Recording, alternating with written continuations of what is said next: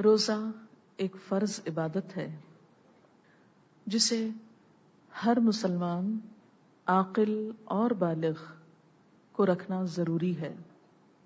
اگر کوئی شخص رمضان المبارک کا ایک روزہ بھی بغیر کسی شرعی عذر کے چھوڑ دے تو ساری زندگی بھی روزے رکھ کر اس ایک دن کا اجر نہیں پا سکتا۔ اس سے آپ اس مہینے کے اندر روزہ رکھنے کی اہمیت کو اچھی طرح سمجھ سکتے ہیں کہ جان بوجھ کر صرف ایک روزہ چھوڑنا پوری زندگی اس کا کفارہ نہیں کر سکتے۔ اس لیے حد الوسع ہر ممکن کوشش کے ساتھ خود بھی اور اپنے بالغ بچوں کو روزہ رکھوانا آپ کی ذمہ داری ہے۔ نابالغ بچے پہ روزہ فرض نہیں، اگر وہ خوشی سے رکھنا چاہیں تو انکریج کریں تاکہ انہیں بھی نیکی کی توفیق ہو، ایک عادت ہو۔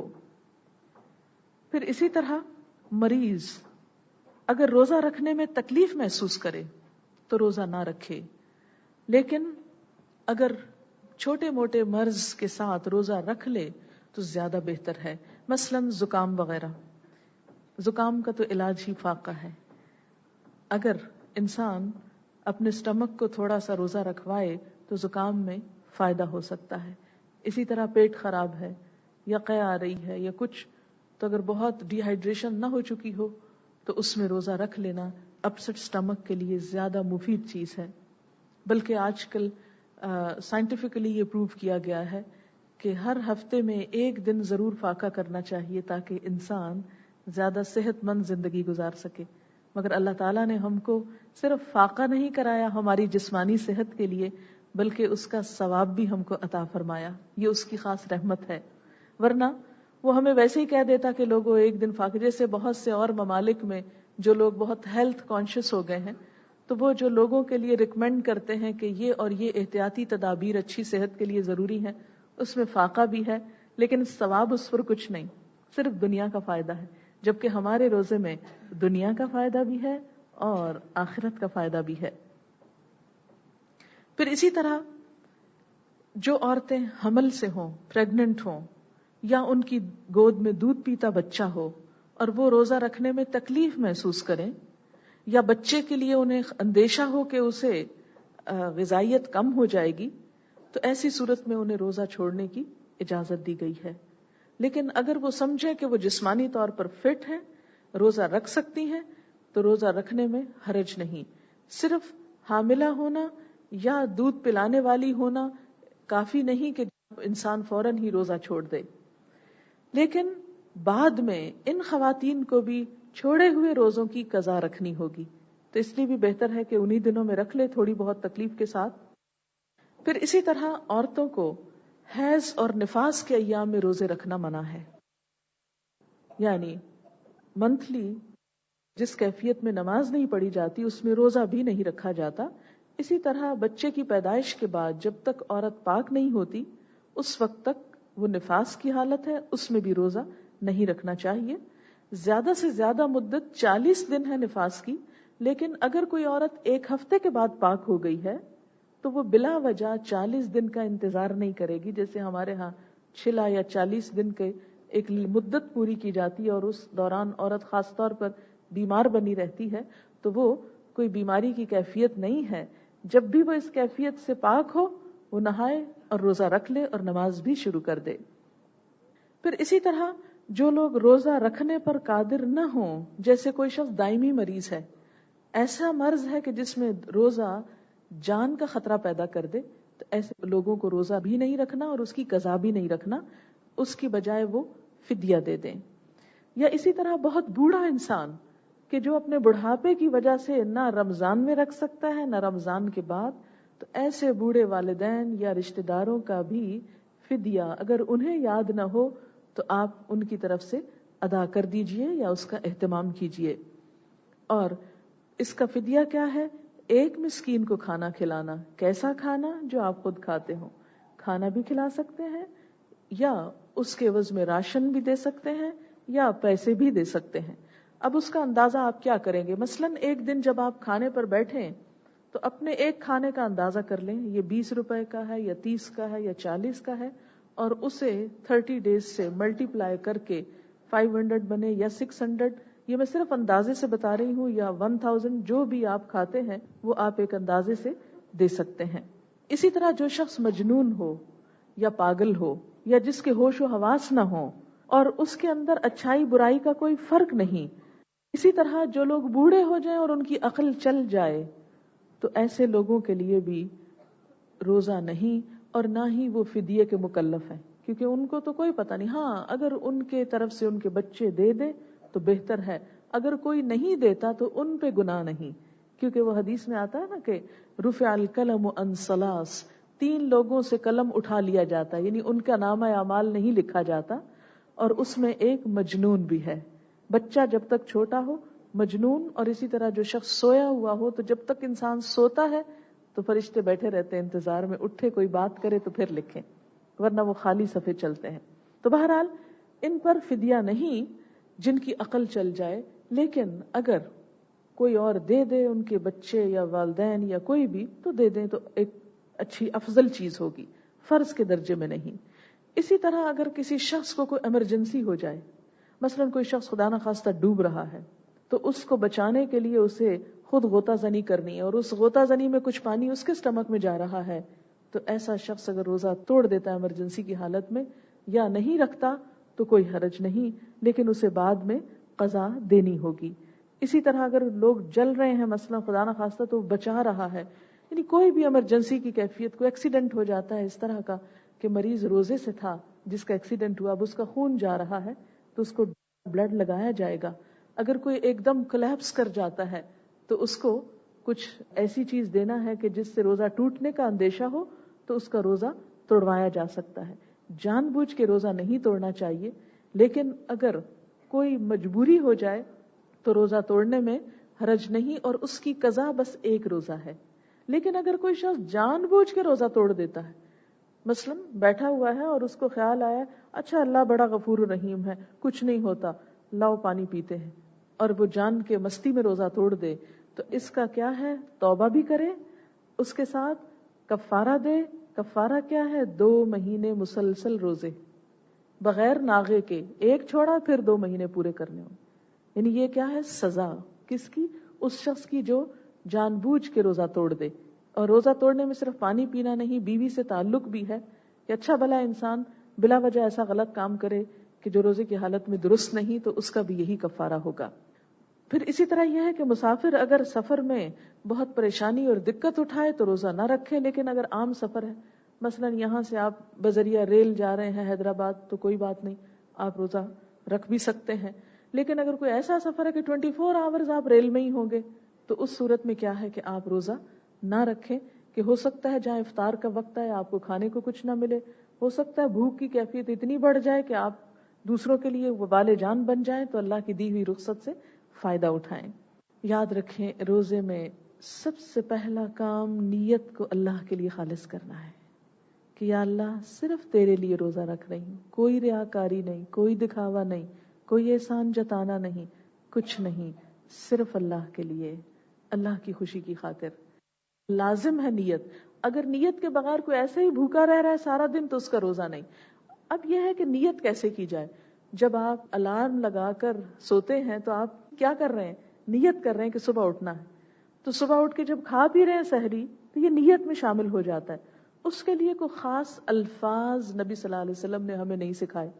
یہ جو ہمارے ہاں عموماً مشہور ہے وَبِصَوْمِ غَدٍ نَوَيْتُ مِنْ شَهْرِ رمضان، جو مجھ سمیت آپ سب ہم بچپن سے پڑھتے چلے آ رہے ہیں، جب میں نے اس کے ترجمے پہ غور کیا تو ترجمہ تھا کہ کل کے روزے کی نیت کرتا ہوں. اب روزہ تو آج رکھ رہے ہیں تو نیت کل کی کیسے ہو رہی ہے؟ کون سا کل، پچھلا یا اگلا؟ بہرحال تو نیت کیا ہے؟ نیت کا تعلق دل سے ہوتا ہے. دل میں آپ سوچ لیں بس کافی ہے، یہی نیت ادا ہو گئی. اس کے لیے کسی مخصوص دعا یا الفاظ کا کوئی بھی ثبوت ہمیں نہیں ملتا. روزے کا جو وقت ہے طلوع فجر سے غروب شمس تک، صبح صادق سے پہلے سحری کھا لی جائے. مگر افسوس کے ساتھ کہنا پڑتا ہے کہ کچھ اذانیں بہت دیر تک ہوتی رہتی ہیں جس میں روزے کا وقت جو ہے نکل چکا ہوتا ہے. تو پلیز اذانوں پہ نہ جائیے، اس چیز کو دیکھیے کہ وہ وقت کیا ہے، اس وقت میں اپنی سحری جو ہے وہ کھانا بند کر دیجئے. سحری ضرور کھانی چاہیے اگرچہ دل نہ ہو، کیونکہ نبی صلی اللہ علیہ وسلم نے فرمایا فصل ما بین صیامنا وصیام اہل الکتاب اکلۃ السحر، ہمارے اور اہل کتاب کے روزے کے درمیان فرق کرنے والی چیز سحری کھانا ہے. آپ کو پتہ ہے کرسچنز بھی روزے رکھتے ہیں اور ان کا کیا ہے روزہ کہ کھایا کچھ نہ جائے، یعنی صبح سحری نہیں ہوتی اور پھر دن میں اچھی چیزیں نہ کھائی جائیں، پانی وانی پی لیتے ہیں، وہ بھی اپنی مرضی سے ایڈیشن کر لی انہوں نے. سحری خواہ ایک گلاس پانی ہو، خواہ ایک کھجور ہو، خواہ دودھ کا گھونٹ ہو، خواہ اپنی طلب مرضی سے جو بھی حلال رزق اللہ نے آپ کو دیا ہے کچھ بھی آپ کھا سکتے ہیں، لیکن کھائیے ضرور. 1-2 دن تکلیف ہوتی ہے، پھر عادت ہو جاتی ہے، کیونکہ اس وقت کھانا اجر اور ثواب کا باعث ہے. نبی صلی اللہ علیہ وسلم نے فرمایا السحور اکلہ برکہ فلا تدعوہ ولو ان یجرع احدکم جرعۃ من ماء فإن اللہ عز وجل وملائکتہ یصلون علی المتسحرین. سحری کھانا برکت کا باعث ہے، اسے نہ چھوڑو، چاہے کوئی ایک گھونٹ پانی ہی پیے، کیونکہ اللہ عز وجل اور اس کے فرشتے سحری کھانے والوں پہ رحمت بھیجتے ہیں. اللہ تعالیٰ رحمت برساتے ہیں، فرشتے دعائیں کر رہے ہوتے ہیں. تو آپ کھا رہے ہیں اور اس کھانے میں آپ کے لیے دعائیں ہو رہی ہیں. اس وقت کو انجوائے کیجئے، صرف ٹیسٹ کے ساتھ نہیں، رحمت برسنے کے ساتھ بھی.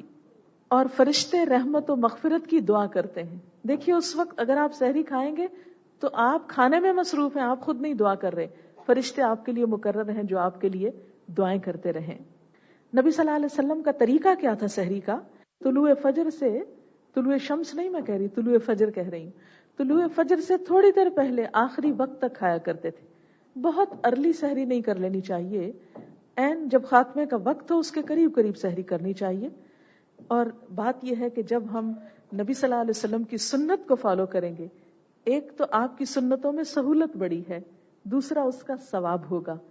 تو آپ یہ کہیں نہیں میں تو بس 1 گھنٹہ پہلے کھا لوں کہ زیادہ ثواب مجھے ملے، تو اس میں زیادہ ثواب نہیں، آخری وقت میں کھانے میں زیادہ ثواب ہے. اور نبی صلی اللہ علیہ وسلم نے بغیر کھائے پیے جان بوجھ کر مسلسل روزہ رکھنے سے منع کیا ہے. اسے صوم وصال کہتے ہیں. صوم وصال کو آپ نے ناپسند فرمایا کہ افطار بھی کرو اور صبح بھی کھاؤ، بغیر کھائے پیے نہیں. اتفاق ہو جائے کہ آنکھ نہیں کھلی اور آپ سمجھتے ہیں کہ میں اس کو پورا کر سکتی ہوں اس روزے کو، آپ روزہ رکھ جائیے. لیکن آنکھ کھل جائے اور نہ کھا کے انسان سوچے کہ میں بہت متقی ہوں، تو یہ تقویٰ نہیں. اصل تقویٰ نبی صلی اللہ علیہ وسلم کی سنت کو فالو کرنا ہے. پھر دوسری سنت، روزہ کھولنے میں بھی جلدی کرنی چاہیے. یہ نہیں کہ انسان کھجور ہاتھ میں لے کے بیٹھا رہے، اچھا سب کھول لیں، میں سب سے آخر میں کھولوں گا، میں اپنا روزہ لمبا کر رہا ہوں. اس وقت لمبا کرنے کا ثواب نہیں. اب حکم ہو گیا تو فوراً ہی روزہ کھول لیجئے، لیکن سورج غروب ہونے کے بعد، اس سے پہلے نہیں، کیونکہ اگر پہلے کھول لیا تو پھر روزہ ختم ہو جائے گا. اور سورج غروب ہونے کے فوراً بعد کھولا تو سنت کا ثواب بھی ملے گا اور کھانے پینے کا ثواب بھی. نبی صلی اللہ علیہ وسلم نے فرمایا لوگ اس وقت تک ہمیشہ بھلائی میں رہیں گے جب تک روزہ کھولنے میں جلدی کریں گے، یعنی وقت پہ روزہ کھولیں گے. پھر یہ کہ روزہ کس چیز سے کھولا جائے، یہ سب باتیں میں اس لیے تازہ کر رہی ہوں تاکہ آپ شعوری طور پہ ان کے ساتھ چلیں اور سنت سمجھ کر ان کو اپنائیں. جب سنت کا اتباع کریں گے تو عمل کے جو حسن ہے اور کوالٹی ہے وہ کئی گنا بڑھ جائے گی. آپ کسی بھی چیز سے روزہ کھول سکتے ہیں، لیکن زیادہ افضل کیا ہے؟ ان چیزوں سے کھولنا جو نبی صلی اللہ علیہ وسلم نے جن چیزوں سے کھولا. نبی صلی اللہ علیہ وسلم کا معمول تھا، یہ سنن نبی داؤد کی روایت ہے کہ نماز مغرب سے پہلے تازہ کھجوروں سے روزہ افطار کرتے، جس کو رطب کہتے ہیں، جو اردو میں ڈوکے جن کو کہا جاتا ہے، تازہ کھجور. اگر نہ ہوتی، یعنی موسم نہ ہو یا اویلیبل نہ ہو، تو چھواروں سے روزہ کھول لیتے، خشک کھجور سے. اگر چھوارے بھی نہ ہوتے تو پانی کے چند گھونٹ پی لیتے اور اس کے بعد نماز. آپ دیکھیں کہ اس وقت پھر ایک صبر کا امتحان ہوتا ہے، طرح طرح کے کھانے لگے ہوئے ہیں اور ادھر سے نماز جا رہی ہے. لہٰذا عادت یہ بنائیے کہ روزہ افطار کر کے کھجور ہو یا پانی یا دودھ جو بھی آپ کو نصیب ہو، اس کے بعد مغرب کی نماز پڑھ لیجئے، پھر اطمینان سے کھانا کھائیے. کیونکہ جلد بازی میں کھانا کھانا بھی سارے دن کی بھوک کے بعد صحت کے لیے نقصان دہ ہے، اور نماز کی بھی تاخیر، مغرب کی جو ہے آدھا گھنٹہ تاخیر کر دینا تو وہ بھی درست نہیں. لہٰذا اگر اعتدال کی راہ اختیار کی جائے تو زیادہ بہتر ہے. جب پانی تھوڑا اندر چلا جائے یا کھجور چلی جائے، اور خالی معدہ میں کھجور جب استعمال ہوتی ہے تو کھجور مکمل ڈائٹ ہے، بہت بہترین اثر رکھتی ہے. اور اس میں ایک بات یہ بھی یاد رکھیے کہ نبی صلی اللہ علیہ وسلم نے کھجور کے بارے میں یہ بھی بتایا کہ اگر جو نہار منہ اگر صبح کے وقت کوئی کھجور کھاتا ہے تو اس پہ زہر اور جادو وغیرہ کا اثر نہیں ہوتا. آپ کو پتا کہ جادو کے بھی کچھ جسمانی اثرات بھی ہوتے ہیں نا، تو وہ جسم میں کھجور ایسی ریزسٹنس بلڈ کرتی ہے کہ جس کی وجہ سے آپ کے لیے آئندہ روزہ رکھنا بھی فائدہ مند ہوتا ہے، اور بہت سے انفیکشن سے اور نقصان دہ چیزوں سے آپ بچ جائیں گے. خصوصاً خواتین کے لیے، خواتین کے اندر کھجور ایسے مادے پیدا کرتی ہے کہ جس سے ان کا سائیکل درست رہتا ہے، بچوں کی ولادت میں سہولت ہوتی ہے. اسی لیے قرآن پاک میں آتا ہے حضرت مریم علیہ السلام کے لیے کہ جب حضرت عیسیٰ علیہ السلام کی ولادت ہو رہی تھی تو اللہ تعالیٰ نے فرمایا وَهُزِّي إِلَيْكِ بِجِذْعِ النَّخْلَةِ تُسَاقِطْ عَلَيْكِ رُطَبًا جَنِيًّا، کہ کھجور کا درخت اپنے لیے ہلاؤ، تر و تازہ کھجوریں تمہارے اوپر گر پڑیں گی، یعنی ان کو اپنے اوپر گرا لو اور تازہ چنی ہوئی کھجوروں کو تم کھاؤ. تو یہ تازہ تو بہت اچھی ہے، اگر تازہ نہ ملے کوئی اور چیز بھی انشاءاللہ فائدہ مند ہوگی. اگرچہ نبی صلی اللہ علیہ وسلم نے عجوہ کھجور کی بہت تعریف کی، بہت سی بیماریوں کا علاج بھی اس میں ہے، لیکن وہ ہر ایک کو اگر میسر نہیں اور پاکستان میں خصوصاً اویلیبل نہیں ہوتی تو کوئی بھی کھجور اس نیت سے کہ سنت ہے اور اس خوشی سے کہ یہ ہمارے لیے ایک مکمل غذا ہے، انشاءاللہ آپ کا روزہ مزید خوشگوار ہو جائے گا. باقی اس کے علاوہ اگر کچھ اور کھانا چاہیں تو منع نہیں ہے، اللہ تعالیٰ نے سہولت دی ہے، رخصت دی ہے. کوئی اور آپ کی دل پسند ڈرنک ہو، چیز ہو، آپ پی لیجئے، اس سے بھی افطار کا ثواب ہو جائے گا، مگر سنت کا ثواب اسی میں ہے. پھر یہ وقت جیسا کہ آپ جانتے ہیں قبولیت دعا کا ہے. نبی صلی اللہ علیہ وسلم نے فرمایا افطاری کے وقت روزہ دار کی دعا رد نہیں کی جاتی. افطار کے وقت کون سی دعا مانگی جائے؟ آپ کوئی بھی دعا مانگ سکتے ہیں، لیکن یہ دعائیں مسنون ہیں. اس میں ایک دعا ہے اللہم لک صمت وعلی رزقک افطرت، کہ اے اللہ میں نے تیرے لیے روزہ رکھا اور تیرے لیے افطار کرتا ہوں. ایک اور دعا جو عام کیلنڈروں میں لکھی ہوئی ہے لیکن بالکل بے سند اور بے اصل دعا ہے، اور اس کی کوئی سنت سے اس کی فضیلت ثابت نہیں، اور وہ کیا ہے؟ اللہم لک صمت وبک آمنت وعلیک توکلت وعلی رزقک افطرت. آپ دیکھیں گے ہمارے ٹیلی ویژن پر، ریڈیو پر یہ دعا دہرائی جاتی، کیلنڈروں پہ لکھی ہوتی ہے، لیکن اس دعا کی کوئی بھی نبی صلی اللہ علیہ وسلم سے ثبوت نہیں. اگر آپ ویسے پڑھ رہے ہیں تو پڑھ لیجئے، لیکن سنت سمجھ کر مت پڑھیے. سنت سمجھ کر جو دعا پڑھیے وہ سنن نبی داؤد کی ہے ذهب الظمأ وابتلت العروق وثبت الاجر انشاء اللہ. پیاس دور ہو گئی، رگیں تر ہو گئیں، اور اگر اللہ نے چاہا تو اجر ثابت ہو گیا. یہ دعا نبی صلی اللہ علیہ وسلم پڑھا کرتے تھے. پھر روزہ خود کھولنے کے ساتھ روزہ کھلوانے کا بھی ثواب ہے. یاد رکھیے کہ جب انسان کسی کا روزہ کھلواتا ہے تو اس چیز کو بھی بہت پسندیدہ عبادت شمار کیا گیا ہے. نبی صلی اللہ علیہ وسلم نے فرمایا من فطر صائما او جہز غازیا فلہ مثل اجرہ، جس نے کسی روزے دار کا روزہ کھلوایا یا کسی غازی کو تیار کیا تو اس کے لیے بھی اس کے برابر اجر ہے. یعنی روزہ کھلوانے کا ثواب کتنا ہے؟ اتنا ہی ثواب آپ کو جتنا اس روزہ رکھنے والے کو. گویا اگر آپ نے خود ایک روزہ رکھا اور 10 لوگوں کا کھلوایا تو آپ کے کل کتنے روزوں کا ثواب ہو گیا؟ 11 روزوں کا ثواب ہو گیا. اچھا، صحابہ کرام میں سے کسی نے کہا کہ یا رسول اللہ صلی اللہ علیہ وسلم، ہم میں سے تو ہر ایک کے پاس اتنا نہیں کہ ہم میں ہر شخص دوسرے کا روزہ کھلوا سکے. آپ نے فرمایا یہ ثواب اس کو بھی ملے گا جو ایک گھونٹ پانی یا دودھ یا کھجور کے ساتھ بھی کسی کا روزہ کھلوا دیتا ہے. یعنی اگر بڑی بڑی دعوتیں نہیں کر سکتے تو چھوٹی نیکی سے بھی کوئی محروم نہ رہے. صرف کھجور بھی کسی کو دے دیتے. بلکہ میں تو اپنے گھر میں یوں کیا کرتی تھی کہ خود جو کھجور اٹھانے کی بجائے پلیٹ سے سب کو آفر کر دیتی تھی کہ آپ سب لیجیے، بچوں کو، اپنے ہی گھر والوں کو. تو اب اپنے ہی گھر والے کھول رہے ہیں اور اس نیت سے کھلوا رہی ہوں کہ میرے ہاتھ سے یہ لے کے کھولیں گے تو کیا ہوگا؟ مجھے اجر ملے گا. اچھا، اس میں آپ دیکھیں کہ اس سے محبت بھی بڑھتی، ایثار اور قربانی بھی بڑھتی. اگر آپ ایک دن خود کریں، ایک دن بچوں سے کہیں آج فلاں سب کا روزہ کھلوائے گا، آج بیٹا کھلوائے گا، آج بیٹی کھلوائے گی. تو اس طرح ان کو آپ ایجوکیٹ بھی کر رہے ہیں، انہیں بھی ثواب کمانے کا موقع دے رہے ہیں اور ایثار بھی. ورنہ عموماً کیا ہوتا ہے، ہر ایک اس تلاش میں ہوتا ہے کہ جلدی سے میں کھا لوں. تو یہ جو افراتفری اور بے صبری کی کیفیت ہے، اس کو ختم ہونا چاہیے. روزہ تو ایثار اور قربانی سکھاتا ہے، لہٰذا آپ اس کو اپنے سے پہلے دوسرے کو آفر کر کے یہ ثواب کما سکتے ہیں. اور اس کے علاوہ دوسرے لوگوں کا عموماً یہ سوچا جاتا ہے کہ اگر صرف غریبوں کا روزہ کھلوایا گیا تو اسی کا ثواب ہے. یہ آپ اپنے والدین کا کھلوا دیں، اپنے بچوں کا، اپنے شوہر کا، اپنے رشتہ داروں کا، اپنے دوستوں کا، کسی بھی انسان کا، کوئی بھی ہو، ان سب کا روزہ کھلوانا آپ کے لیے اجر و ثواب کا سبب ہے. اب یہ ہے کہ روزے کی حالت میں، جیسے کہ پہلے بھی عرض کیا گیا، کہ جھوٹ سے، لغو سے، بیہودہ باتوں سے پرہیز کرنا ضروری ہے. اسی طرح کچھ کام ایسے ہیں جن کا کرنا جائز اور درست ہے. روزہ دار کے لیے کون کون سے کام جائز ہیں، یعنی روزے کی حالت میں کیا کچھ کر سکتے ہیں. نمبر 1 یہ کہ حالت جنابت میں سحری کھا کر روزہ رکھا جا سکتا ہے. یعنی اگر کوئی شخص اس حال میں اٹھے کہ وہ ناپاک ہے اور ادھر سے روزے کا وقت جا رہا ہے تو پہلے سحری کھا لے، پھر اس کے بعد نہا لے، اگرچہ روزہ رکھا جا چکا. کیونکہ بہت سے لوگ اس معاملے میں کنفیوژن کا شکار رہتے ہیں.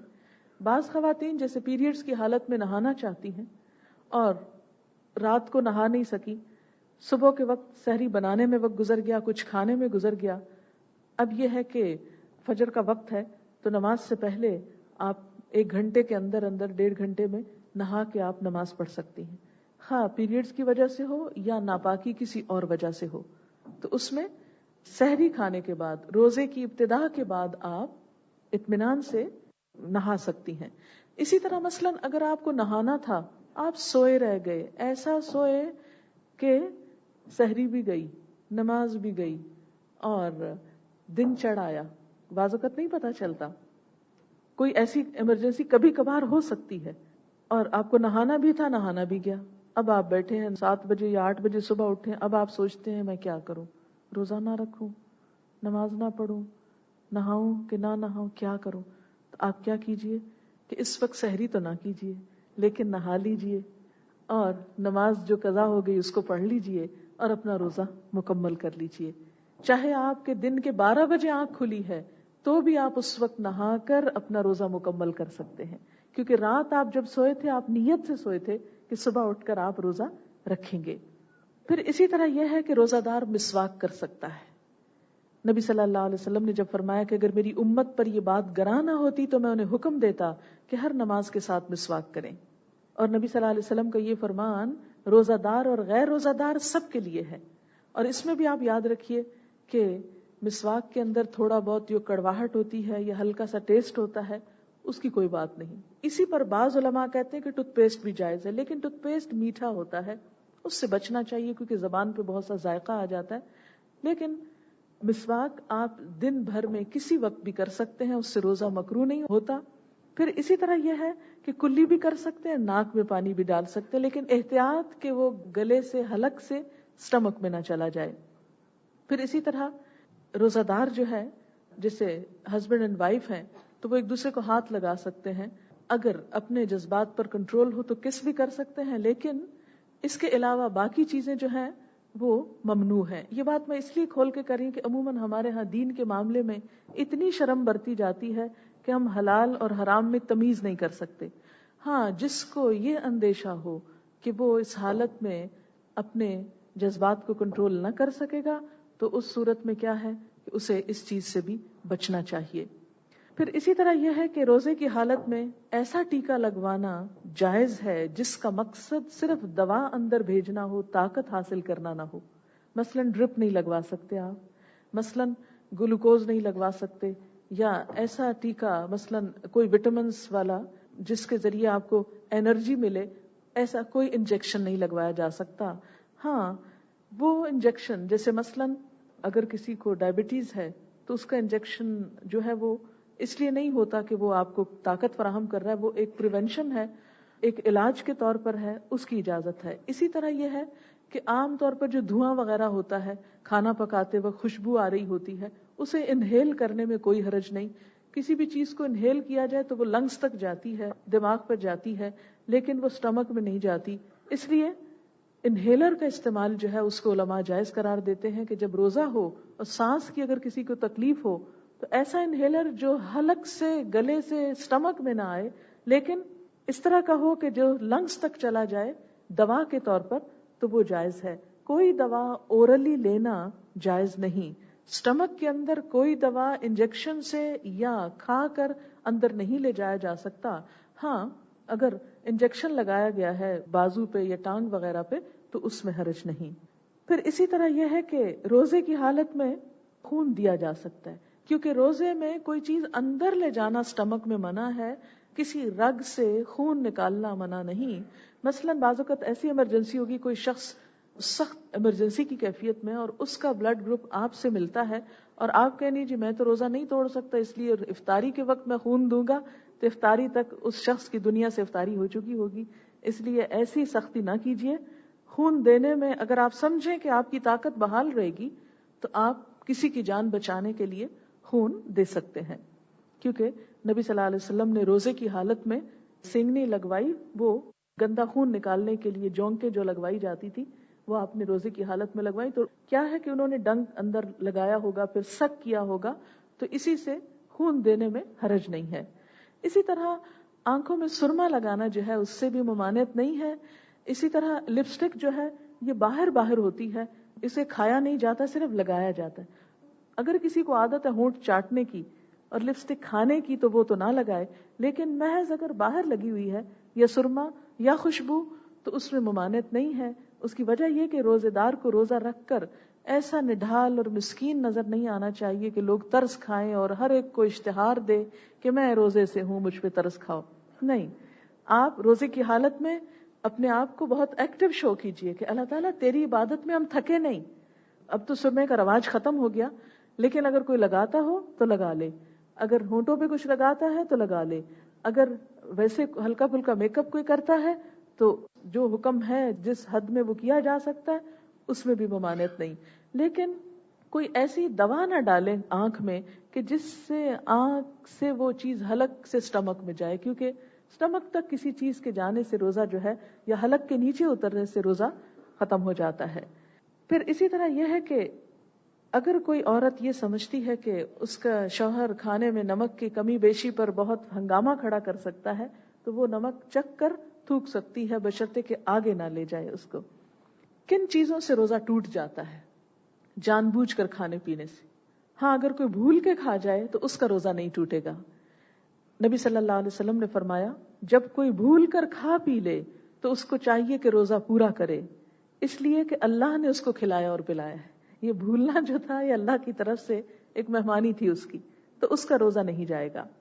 مثلا اگر آدھا تو آپ نے بھول کے کھایا اور آدھا کہیں اچھا آدھا کھا لیا تو اب آدھے کا کیا ہے، یہ بھی ختم کرتی ہوں، پلیٹ صاف کرنا سنت ہے، تو یہ سنت اس موقع پہ نہ فرمائیے.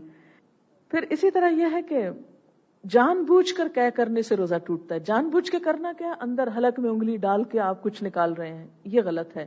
ہاں طبیعت کی خرابی سے خود کہہ آ گئی تو اس سے روزہ نہیں ٹوٹے گا. بعض لوگ یہ بہت کنفیوژن کرتے ہیں، کہہ آ گئی تو میں نے روزہ چھوڑ دیا. نہیں، خود کہہ آنے سے روزہ نہیں ٹوٹتا، جان کے کہہ نکالنے سے روزہ ٹوٹ جاتا ہے. حدیث میں آتا ہے جس کو خود کہہ آ گئی اس کا روزہ برقرار ہے، اس پہ قضا نہیں. اگر اس نے جان کر کی تو اسے چاہیے کہ قضا دے. پھر اسی طرح بیوی کے ساتھ تعلقات قائم کرنے سے جسمانی فزیکل ریلیشن جو ہے اس سے روزہ ٹوٹ جائے گا. اس کی قضا کے ساتھ کفارہ بھی دینا ہوگا، اور وہ کفارہ ایک گردن غلام آزاد کرنا ہے، یا متواتر 2 مہینے کے روزے رکھنا ہے، یا پھر 60 مسکینوں کو کھانا کھلانا ہے. لیکن یہ ترتیب کیا؟ پہلے غلام، اگر نہیں تو روزے رکھو، نہیں رکھنے کی ہمت، بوڑھے ہو یا بیمار رہو تو پھر 60 مسکینوں کو کھانا کھلا دو. پھر اسی طرح یہ ہے کہ حیض اور نفاس کی حالت میں روزہ ٹوٹ جاتا ہے. مثلا ایک عورت کا روزہ تھا، دوپہر میں بچے کی ولادت ہو گئی، اب روزہ نہیں ہوگا. اب وہ کھا بھی سکتی ہے، پی بھی سکتی ہے، دوا بھی کھا سکتی ہے. کیونکہ بہت سے لوگوں کو میں نے یہ کہتے سنا اگر 12 بجے کے بعد روزہ جائے تو روزہ ہو جاتا ہے. یہ بالکل بے بنیاد بات ہے. یاد رکھیں کہ اگر 5 منٹ پہلے بھی روزہ چلا جائے تو روزہ چلا جاتا ہے، ثواب مل جائے گا لیکن قضا رکھنا ہوگا. یہ عام طور پر خواتین کے ساتھ مسئلہ. اسی طرح اگر 10 بجے تک مینسز ہو رہے ہیں تو آپ کا روزہ نہیں ہے. اسی طرح بعض لوگ اگر دوپہر کو مثلا ظہر کے وقت روزہ ختم ہو گیا پیریڈز کی وجہ سے تو وہ کھاتے پیتے کچھ نہیں، ہمارا روزہ ہم پورا کر رہے ہیں. کوئی روزہ نہیں ہے. اب کھائیں اور پئیں. جب روزہ نہیں رہا تو کس کے لیے پرہیز ہو رہا ہے؟ یہ دین میں بلا وجہ کا ایک اضافہ ہے. تو اب کیا ہے اس میں، چونکہ آپ نے جان بوجھ کے نہیں توڑا، اللہ کی طرف سے ایسا ہو گیا، اس کی بس صرف قضا دینا لازم ہے. حائضہ عورت نماز کی قضا نہیں دے گی لیکن روزے کی قضا اس پر بھی لازم ہے. حائضہ عورت نماز کی قضا نہیں دے گی لیکن روزے کی قضا اس پر بھی لازم ہے. پھر اسی طرح یہ ہے کہ اپنے جسم سے کوئی بھی، یعنی جس کو آپ ماسٹربیشن کہتے ہیں، اگرچہ یہ ویسے بھی حرام ہے لیکن ایسی کسی کیفیت کے ذریعے جسم سے کسی مادے کا اخراج ہوتا ہے تو اس سے بھی روزہ ٹوٹ جاتا ہے، اور یہ جان بوجھ کے توڑنے میں آتا ہے، اور اس سے بھی پھر وہ کفارہ دینا ہوگا. پھر اس طرح یہ ہے کہ قضا کے بارے میں چند مسائل.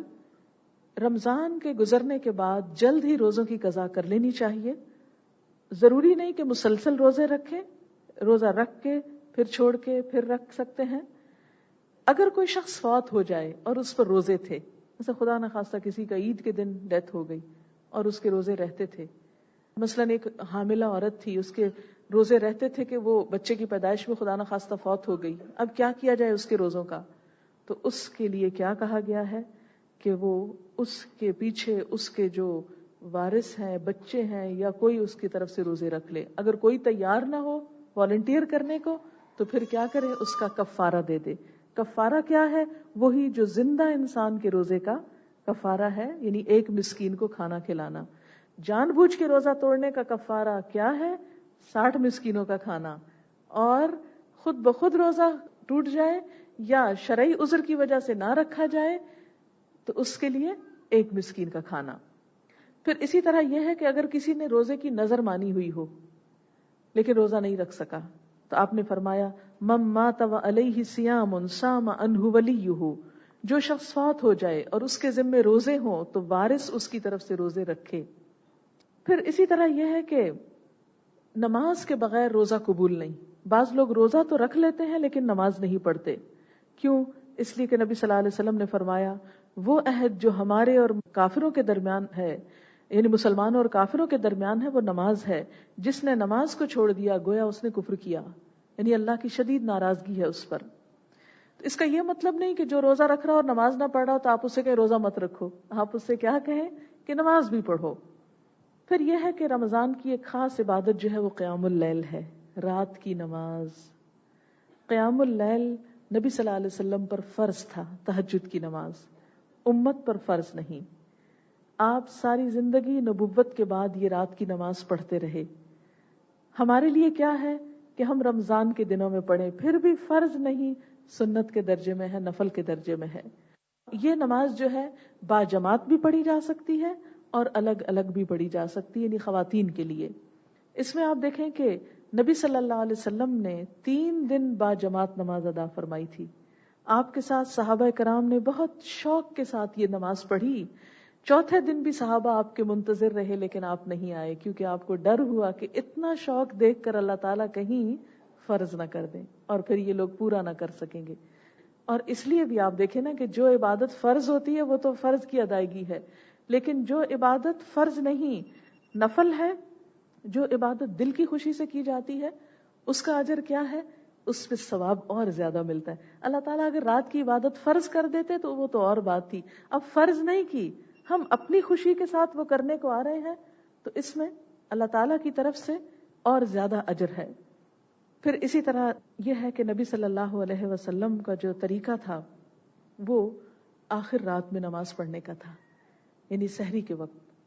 لیکن رمضان میں ہر شخص سحری کے وقت اٹھ کے نہیں پڑھ سکتا، تو کیا طریقہ اختیار کیا گیا کہ ابتدائی رات میں عشاء کی نماز کے بعد اس کو ادا کر لیا جائے، تو انشاءاللہ اس کا اجر و ثواب قیام اللیل کا مل جائے گا.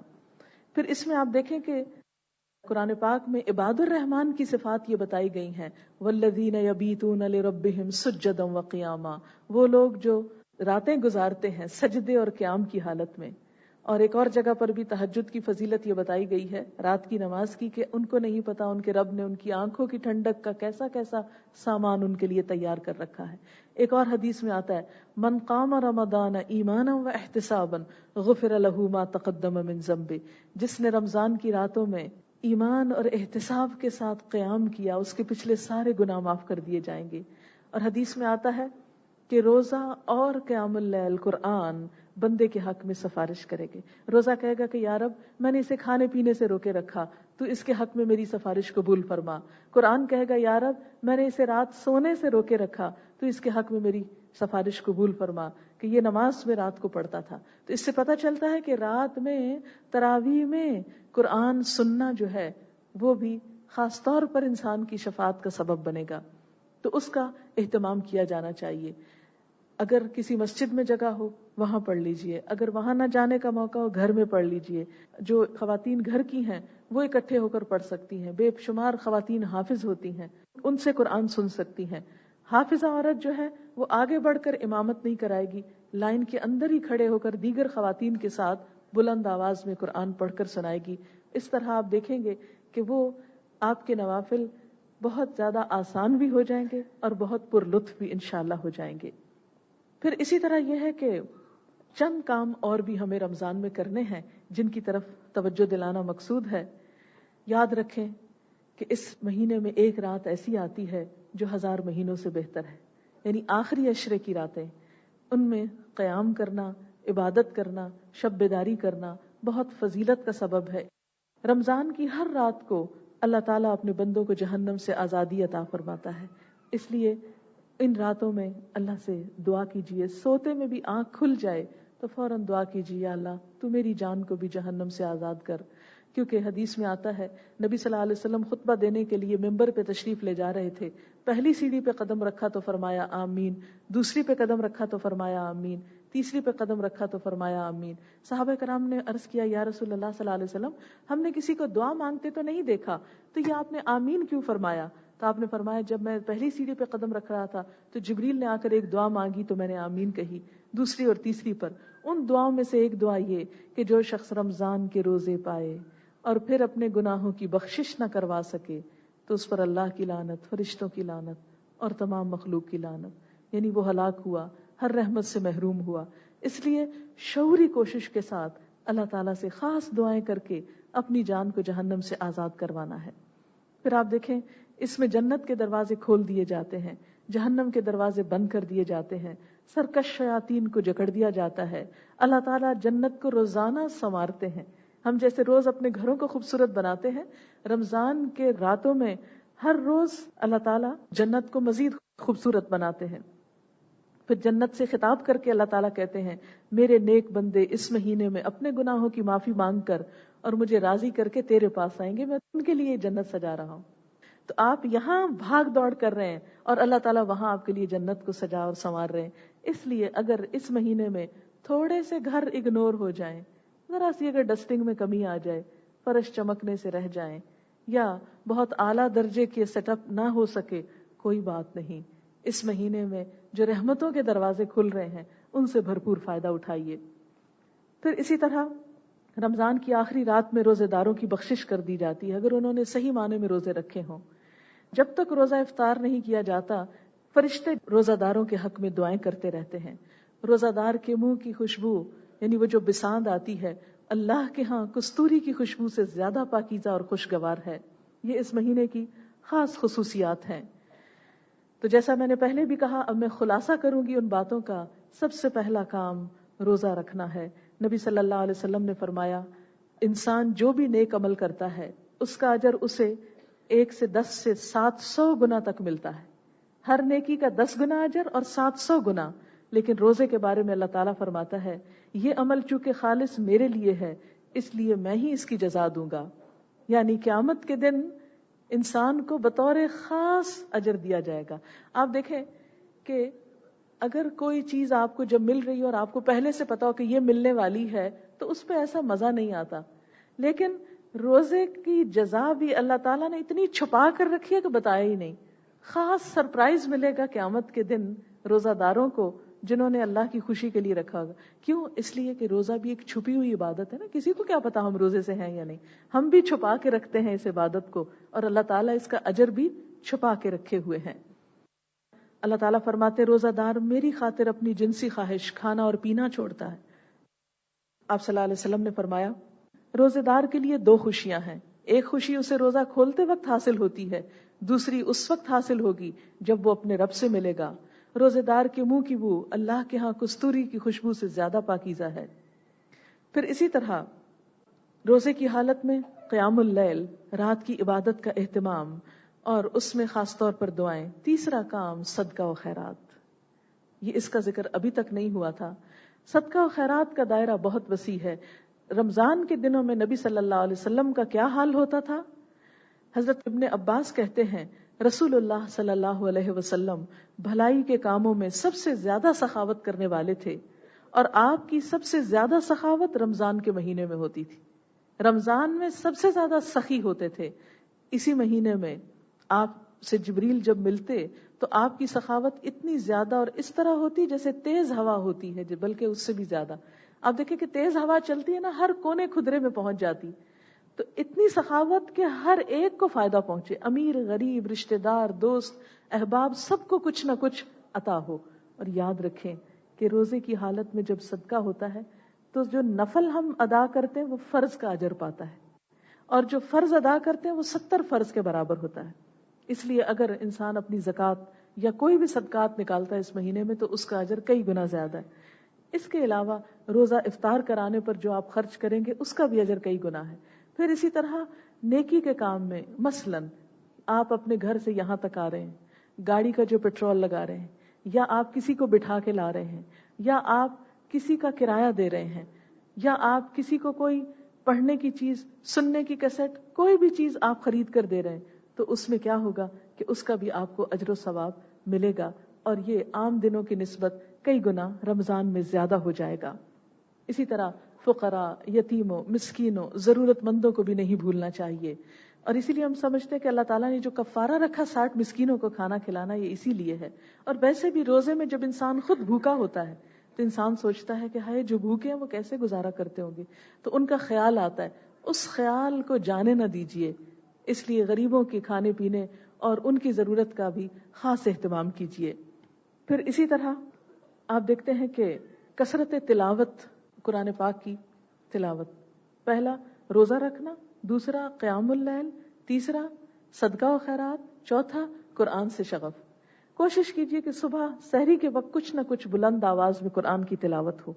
بلند آواز میں جب آپ کی زبان بول رہی ہے اور کان سن رہے ہیں اور دل محسوس کر رہے ہوں, اس کی تلاوت آپ کے دلوں کو خاص طور پہ نرم کرے گی. اچھا تو ہے کہ ایک پارہ پڑھ لیں تاکہ پورے رمضان میں ختم ہو جائے, لیکن اگر نہ کر سکیں تو جتنا میسر آئے, کیونکہ قرآن پاک پڑھنے کی کوئی لمٹ نہیں. ہاں یہ کہا جاتا ہے کہ کم سے کم 3 دن میں پڑھنا چاہیے, لیکن وہ لوگ جو بہت قرآن کو سمجھنے والے ہیں وہ 3 سے بھی کم میں اگر پڑھ لیں تو کوئی گناہ کی بات نہیں. لیکن جو پڑھیں کوشش کریں کہ وہ دل پر بھی اترے, صرف زبان کی ایکسرسائز نہ ہو. ہر حرف پڑھنے کا 10 گنا اجر ہے, سمجھ کے پڑھنے کا کئی گنا زیادہ بڑھ جائے گا. پھر اسی طرح یہ ہے کہ قرآن پڑھتے وقت دل کے اندر اللہ کی محبت ہونی چاہیے. یہ ہم علم کسی کے مقابلے کے لیے, کسی کو نیچا دکھانے کے لیے یا کسی اور نیت سے حاصل نہیں کریں گے. یہ اس لیے کہ ہمارے دل اللہ کی محبت میں اور سرشار ہو جائیں اور ہمارے لیے اطاعت کا راستہ آسان ہو جائے. کچھ لوگ قرآن پڑھنے میں ڈرتے ہیں, وہ کہتے ہیں ہائے اگر پڑھ لیا تو ہمیں عمل کرنا پڑ جائے گا, اور وہ نہیں ہم سے ہوتا, اس لیے بہتر ہے نہ پڑھو. بات یہ کہ بالکل یہ ایسے ہی ایک طالب علم کی بات ہے کہ جیسے ایک طالب علم کسی اسکول میں داخلہ نہ لے کہ اگر میں نے داخلہ لے لیا تو پڑھنا پڑے گا, اور پڑھ میں سکتا نہیں اس لیے میں جاہل ہی بھلا. کیا ہم دنیا کے معاملے میں یہ کرتے ہیں؟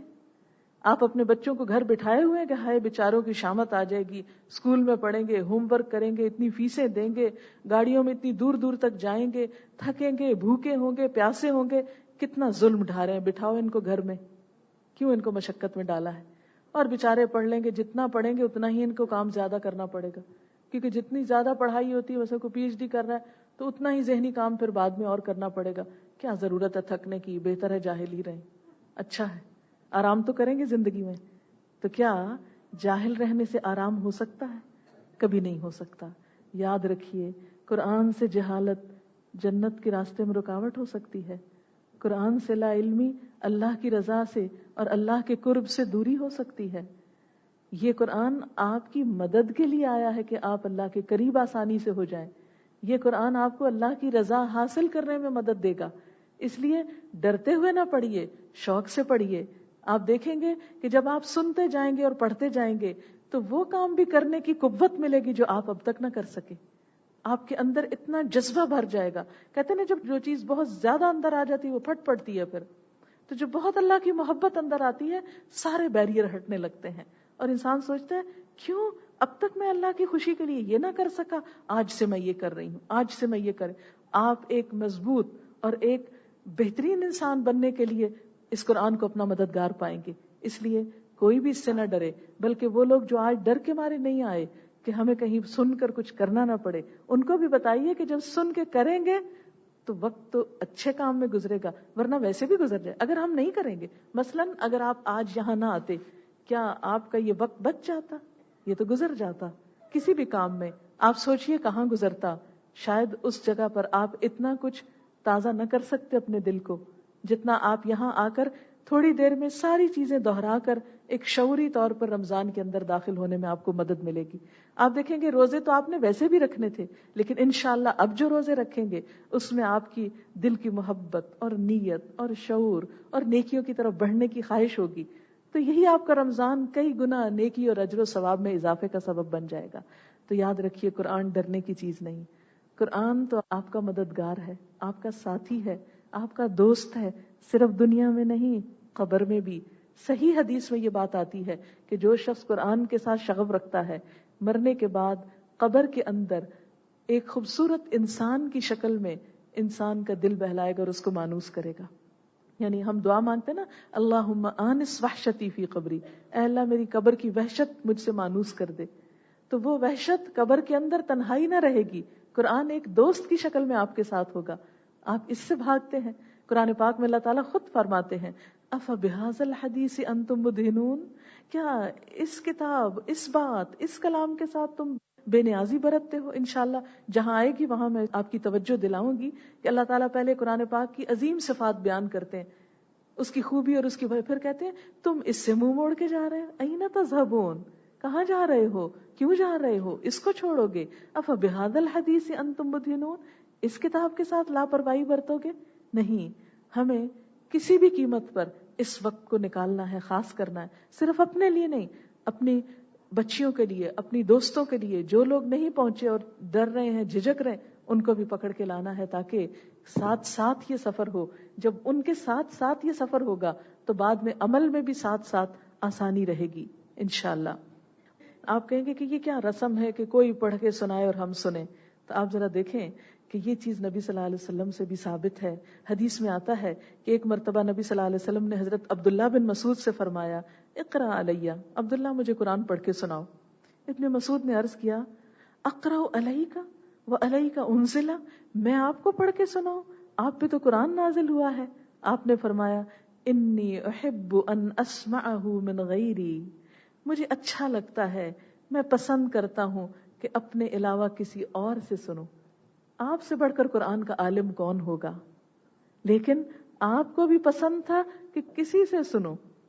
تو خواہ آپ پہلے ترجمہ پڑھ چکے ہوں، آپ تفسیر پڑھ چکے ہوں، لیکن اس موقع کو غنیمت جانیے، سن کر لطف اٹھائیے، کیونکہ قرآن کا سننا بھی ایک عبادت ہے اور سن کر دل میں اترنا زیادہ آسان ہوتا ہے. اسی طرح ہم دیکھتے ہیں کہ نبی صلی اللہ علیہ وسلم نماز میں بھی سنا کرتے. تو دوسرا سننا آپ کا رات کے وقت ہوگا تراویح کے اندر انشاءاللہ. نبی صلی اللہ علیہ وسلم سے آتا ہے کہ ایک دفعہ جب نماز پڑھ رہے تھے اور اس آیت پر پہنچے فَكَيْفَ إِذَا جِئْنَا مِن كُلِّ أُمَّةٍ بِشَهِيدٍ وَجِئْنَا بِكَ عَلَىٰ هَٰؤُلَاءِ شَهِيدًا، اس وقت کیا حال ہوگا جب ہم ہر امت میں سے گواہ حاضر کریں گے اور آپ کو ان سب پر گواہ بنا کے لائیں گے. یہ وہی آیت ہے جب حضرت ابن مسعود آپ پہ پھر پڑھ رہے تھے. آپ صلی اللہ علیہ وسلم نے فرمایا حسبک، بس کر دو. ابن مسعود فرماتے ہیں کہ میں نے نبی صلی اللہ علیہ وسلم کی طرف دیکھا تو آپ کی دونوں آنکھوں سے آنسو جاری تھے. یعنی قرآن سن کر جو رونا آتا ہے وہ خود جب ریڈنگ کرتے ہیں نا ہم بس صرف ریڈنگ اس وقت وہ کیفیت نہیں آتی. پھر اسی طرح یہ ہے کہ غور و فکر کرنا اس میں, اور غور و فکر بھی ترجمہ پڑھنے سے آتا ہے. اور آپ یاد رکھیے قرآن سن کر رونا اللہ کے مقرب بندوں کا کام ہے. اللہ کے خوف سے ڈرنا اور رونا اللہ کو بہت پسندیدہ ہے. نبی صلی اللہ علیہ وسلم نے فرمایا 7 آدمیوں کو قیامت کے دن اللہ اپنے سائے میں جگہ عطا فرمائے گا. ان میں ایک وہ شخص ہوگا جس کی آنکھوں سے تنہائی میں اللہ کے ذکر کی وجہ سے آنسو جاری ہو جائیں گے. رمضان میں عمرہ کرنا جو ہے وہ بھی بہت ثواب کا کام ہے. حدیث میں آتا ہے کہ رمضان کا عمرہ حج کے برابر ہے, یعنی اتنا اجر ہے. آپ صلی اللہ علیہ وسلم نے ایک صحابیہ خاتون سے کہا تھا کہ ہمارے ساتھ حج پہ چلو, تو انہوں نے کہا کہ ہمارے پاس سواری نہیں ہے. تو آپ نے فرمایا اچھا اگر اب نہ جا سکو تو جب رمضان آئے تو عمرہ کر لینا, کیونکہ رمضان میں عمرہ حج کے برابر. یعنی جو لوگ حج کی استطاعت نہیں رکھتے, تھوڑے پیسے ہیں, تو رمضان میں عمرہ کر لیں تو انشاءاللہ ثواب ان کا مل جائے گا. اگرچہ فرض تو حج کا فرض ہونے پر ہی ادا کرنا ہوتا ہے, اور وہ حج کے دنوں میں ہی ادا ہوتا ہے. یہ صرف ثواب کی بات ہو رہی ہے. پھر اسی طرح یہ ہے کہ جب آپ دعائیں مانگے تو آخری بات یہی کہوں گی کہ صرف دنیا کی دعائیں نہیں, آخرت کی دعائیں بھی مانگے. آپ دیکھیں کہ ہر وقت ہمیں صرف دنیا کے مسائل یاد آتے ہیں. کہتے ہیں ہماری اولاد اچھی نہیں, ہمارا رزق تنگ ہے, ہمارے پر شوہر کی طرف سے پریشانی. سب ٹھیک ہے, یاد رکھیے آخرت کا امتحان دنیا کے امتحان سے سخت ہے. آخرت کی منزلیں دنیا کی منزلوں سے زیادہ طویل ہیں. وہ سفر بہت لمبا ہے, اس کی پریشانیاں بہت بڑی ہیں. لہذا صرف دنیا نہ مانگے بلکہ آخرت بھی مانگیں. اور یاد رکھیں اگر کوئی دعا آپ مانگ رہے ہیں تو دعا قبول ہوگی اگرچہ آپ کو اس کا صلہ فوراً نہ ملے. آپ صلی اللہ علیہ وسلم فرمایا اللہ تعالیٰ دعا سنتا ہے, بس یہ کہ بندہ مانگنے میں جلد بازی نہ کرے اور صبر سے کام لے. قیامت کے دن جب انسان اٹھے گا تو اس کے نامہ اعمال میں کچھ نیکیاں ہوگی. انسان کہے گا کہ یا اللہ یہ تو میں نے نہیں کی, کہاں سے آ گئی؟ تو پتہ چلے گا کہ یہ تمہاری وہ دعائیں ہیں جو دنیا میں تم مانگتے تھے اور اس کا صلہ دنیا میں نہیں ملا, آج دیا جا رہا ہے. تو انسان اس وقت تمنا کرے گا اے کاش میری کوئی دعا بھی نہ سنی جاتی, تو آج ساری دعائیں مجھے اجر کی صورت میں یہاں مل جاتی.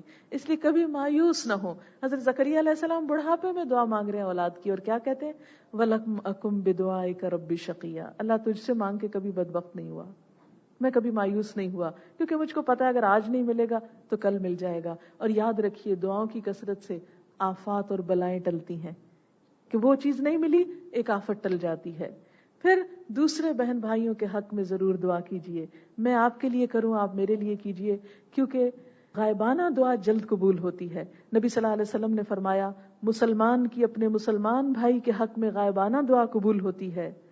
اس کے سر پر ایک فرشتہ مقرر ہوتا ہے, جب بھی وہ اپنے بھائی کے لیے دعا کرتا ہے تو فرشتہ کہتا ہے آمین, اور تجھے بھی اس کی مانند مل جائے. یعنی جب انسان دوسرے کے لیے دعا کرتا ہے تو فرشتہ اس کے حق میں دعا کرتا ہے جو کسی کے لیے مانگ رہا ہے. اس لیے اس میں کبھی بخل سے کام نہ لیں اور بد دعا نہ دیں کسی کو, کیونکہ بد دعا جو ہے سن لی جاتی ہے. انسان جلد باز ہے, غم آ جاتا ہے, دکھ آتا ہے, پھر جب قبول ہو جاتی پھر خود ہی پچھتاتا ہے. تو بد دعا نہیں مانگنی چاہیے. نبی صلی اللہ علیہ وسلم نے فرمایا اپنے لیے بد دعا نہ کرو, اپنی اولاد کے لیے بد دعا نہ کرو, اپنے مال اور کاروبار کے لیے بد دعا نہ کرو. کہیں ایسا نہ ہو کہ تمہاری بد دعا ایسی گھڑی کے موافق ہو جائے جس میں اللہ تعالیٰ انسان کو وہ کچھ عطا فرما دیتا ہے جس کا وہ سوال کرتا ہے, اور یوں وہ تمہاری بد دعائیں تمہاری ہی حق میں قبول کر لی جائیں, تو انسان پھر پچھتائے تو کچھ ہاتھ نہ آئے. اسی طرح یہ کہ کسی پہ ظلم و ستم بھی نہیں کرنا چاہیے, کیونکہ مظلوم کی بد دعا قبول ہو جاتی ہے. رمضان میں ایک اور آخری کام آپ نے کرنا ہے کہ اگر کسی پہ ظلم ہے, زیادتی ہے, سب سے معافی مانگ لیں. کیوں؟ اس لیے کہ اگر کوئی انسان ناراض ہے تو ان عبادتوں کو ہم کس لیے کر رہے ہیں؟ اللہ تعالیٰ بھی اس وقت تک راضی نہیں ہوتے جب تک کہ بندے راضی نہ ہوں. والدین کے حق میں کوئی غلطی کمی کوتاہی ہو, بہن بھائیوں, دوستوں, رشتہ داروں, ان سے معافی مانگ لیں, اور اگر کسی کا حق چھینا ہوا ہے اس کو واپس لوٹا دیں. کیونکہ نبی صلی اللہ علیہ وسلم نے فرمایا پیر اور جمعرات کے دن جنت کے دروازے کھولے جاتے ہیں, ہر اس بندے کو معاف کر دیا جاتا ہے جو اللہ کے ساتھ کسی کو شریک نہیں ٹھہراتا سوائے اس آدمی کے کہ اس کے اور اس کے بھائی کے درمیان دشمنی اور بغض ہو, اسے نہیں معاف کیا جاتا. ان کے بارے میں کہا جاتا ہے جب تک یہ باہم صلح نہ کر لیں اس وقت تک ان کی مغفرت کے معاملے کو مؤخر کر دو, پوسٹ پون کر دو. صلح کرنے تک ان کے معاملے کو مؤخر کر دو، ان کے باہم صلح کرنے تک ان کے معاملے کو مؤخر کر دو. 3 دفعہ فرمایا جاتا ہے کہ نہیں، ان کو نہیں، ان کو بعد میں، later on, result later on. کیونکہ یہ حسد، اناد. آپ دیکھیں ہم لوگوں نے اپنے ہی رشتہ داروں، اپنے ہی دوستوں، اپنے ہی گلی محلے والوں کو آپس میں ایک دوسرے سے نفرت، عداوت اور بغض کی وجہ سے دور کر رکھا ہے، دنیا کو جہنم بنا رکھا ہے اور اللہ کی مغفرت سے بھی محروم ہے. بات کیا ہے؟ کبھی کسی کو معاف کرنے کا موقع آئے تو یاد رکھیں، ہمیشہ سوچا کریں کیا میں نے کبھی کوئی غلطی نہیں کی؟ مجھ سے بھی تو غلطیاں ہوتی. اللہ تحبون ان یغفر اللہ لکم، تم نہیں چاہتے کہ اللہ تم کو معاف کر دے؟ اس لیے دوسروں کی غلطیوں کو بھی معاف کرنے میں دیر نہ لگائیں، خصوصاً رشتہ دار. فرمایا لا يدخل الجنت قاطع رحم، قطع رحمی کرنے والا جنت میں نہیں جائے گا. اس قوم پر اللہ کی رحمت نہیں آتی جن میں رشتہ دار ایک دوسرے سے تعلقات کاٹ لیں. وآخر دعوانا ان الحمد للہ رب العالمین. سبحان اللہ والحمد للہ ولا الہ الا اللہ واللہ اکبر ولا حول ولا قوة الا باللہ العلی العظیم. اللہم صل علی محمد وعلی آل محمد كما صلیت علی ابراہیم وعلی آل ابراہیم انک حمید مجید. اللہم بارک علی محمد وعلی آل محمد كما بارکت علی ابراہیم وعلی آل ابراہیم انک حمید مجید. ربنا آتنا فی الدنیا حسنة وفی الآخرة حسنة وقنا عذاب النار. ربنا لا تزغ قلوبنا بعد إذ هديتنا وهب لنا من لدنك رحمة إنك أنت الوهاب. یا رب العالمین، جو کچھ ہم نے پڑھا ہے تو اپنی رحمت سے اسے قبول فرما. اگر ہم سے کوئی غلطی ہو گئی ہو تو معاف کر دینا، اگر بات بتانے میں کوئی کوتاہی ہو گئی ہو تو درگزر فرمانا، اور جو باتیں ہم نے تیری پسند اور تیری رضا کے لیے کی ہیں اللہ تعالی ہمیں ان پر عمل کرنے والا بنانا. یا اللہ تمہیں اس مجلس کی برکت سے، اس کی سعادت سے محروم نہ رکھنا. ہم تیرے راستے پر جو گھر سے نکلے ہیں تو ہماری نیت کو صرف اپنے لیے خالص کر لینا، ہمارے ہر کام کو آخرت کا ذخیرہ بنا دینا، ہماری گناہوں کی بخشش کا سبب بنا دینا، اور تو ہم سے راضی ہو جانا. اللہ ہمیں اس راستے پر استقامت عطا فرما. یا اللہ جو راستہ ہم نے تیری رضا کے لیے، تیرے دین کی تعلیم کے لیے چنا ہے، سیکھنے اور سکھانے کے لیے، اللہ تو اس راستے کو ہمارے لیے آسان کر دے. یا اللہ تو ہمیں ہماری ہر برائی اور ہر برے عیب سے ہمیں نجات عطا فرما. ہماری اولادوں کو ہماری آنکھوں کی ٹھنڈک بنا، ہمارے بچوں کو، ہمارے شوہروں کو ہمارے اس کام میں ہمارا مددگار بنا. یا اللہ تو ہماری ساری مشکلات کو آسان کر دے، سب بیماروں کو صحت دے، سب دکھی لوگوں کے دکھ دور فرما. اس قرآن اور اس رمضان کو سب کی آنکھوں کی ٹھنڈک بنا اور ہمارے سینوں کو کھول دے، اپنے دین کا پیغام سمجھنے کی توفیق دے، ان راستوں کو آسان کر دے، ہمارا ایک ایک قدم فی سبیل اللہ کر دے، اور ہماری اس کوشش کو قبولیت کا درجہ عطا فرما دے. ربنا تقبل منا انک انت السمیع العلیم وتب علینا انک انت التواب الرحیم. وصلی اللہ تعالی علی خیر خلقہ محمد وعلی آلہ واصحابہ واہل بیتہ اجمعین برحمتک یا ارحم الراحمین. الہی آمین. سبحانک اللہم وبحمدک نشہد ان لا الہ الا انت نستغفرک ونتوب الیک. والسلام علیکم ورحمۃ اللہ وبرکاتہ.